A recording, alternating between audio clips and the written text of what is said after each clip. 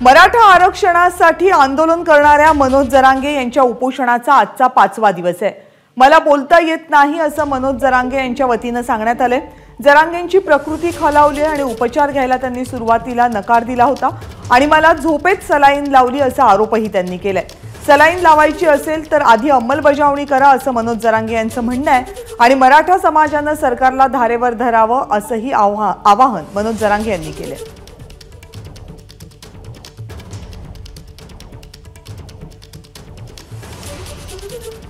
मनोज जरांगे यांनी 10 फेब्रुवारीपासून उपोषणाला सुरुवात केलेली आहे। जवळपास 5 दिवस त्यांचं हे उपोषण सुरू आहे। मनोज जरांगे यांनी पाणीही प्यायला नकार दिलाय, त्यामुळे त्यांची प्रकृती खालावली आहे। आज त्यांच्या नाकातून रक्तस्राव व्हायला लागला, त्यामुळे उपस्थित असलेल्या डॉक्टरांच्या पथकाने त्यांना सलाईन लावण्याची विनंती केली। मनोज जरांगे यांना सलाईन तर लावण्यात आली, मात्र मी झोपेत असताना सलाईन लावण्यात आली मला, असं मनोज जरांगे यांचं म्हणणं आहे। मला फारसं बोलता येत नाहीये, पण सरकारने आमच्या मागण्या मान्य कराव्यात, लवकरात लवकर अध्यादेश काढावा आणि मराठा समाजाने या मागण्यांसाठी सरकारला धारेवर धरावं असं मनोज जरांगे यांचं म्हणणं आहे।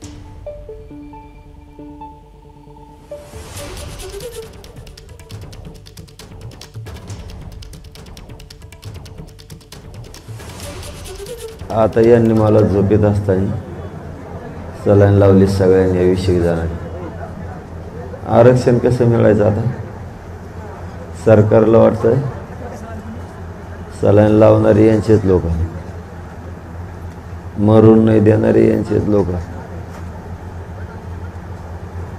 मग आपल्याला काय ताण आहे आता?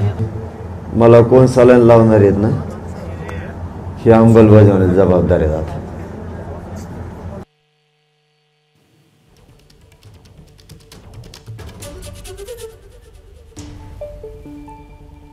मनोज जरांगे यांनी अंतरवाली सराटीमध्ये 10 फेब्रुवारीपासून उपोषण सुरू केलेलं आहे। या अगोदर मनोज जरांगे हे मुंबईकडे मोर्चा घेऊन निघाले होते, मात्र मुंबईच्या वेशीवर म्हणजे वाशीमध्ये मनोज जरांगे यांचा मोर्चा थांबवून त्यांना राज्य सरकारतर्फे काही आश्वासनं देण्यात आली होती। त्यानंतर मनोज जरांगे यांनी आनंदोत्सव सुद्धा साजरा केला होता, मात्र लगेचच आपल्याला दिलेल्या अध्यादेशाची तातडीने अंमलबजावणी करा असं मनोज जरांगे यांनी सांगितलं। दरम्यान सरकारकडून मराठा समाजाच्या आरक्षण देण्याच्या दृष्टीने एक सर्वेक्षणही हाती घेण्यात आलं होतं। त्या सर्वेक्षणाचा अहवाल राज्य मागासवर्ग आयोगाकडून सरकारला सादर केला जाणार आहे। तो अहवाल आल्यानंतर राज्य सरकार एक विशेष अधिवेशन बोलावणार आहे मराठा आरक्षणासाठी।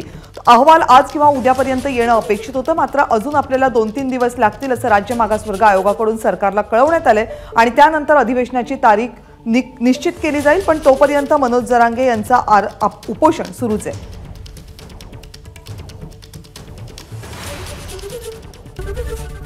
एबीपी माझा, उघडा डोळे बघा नीट।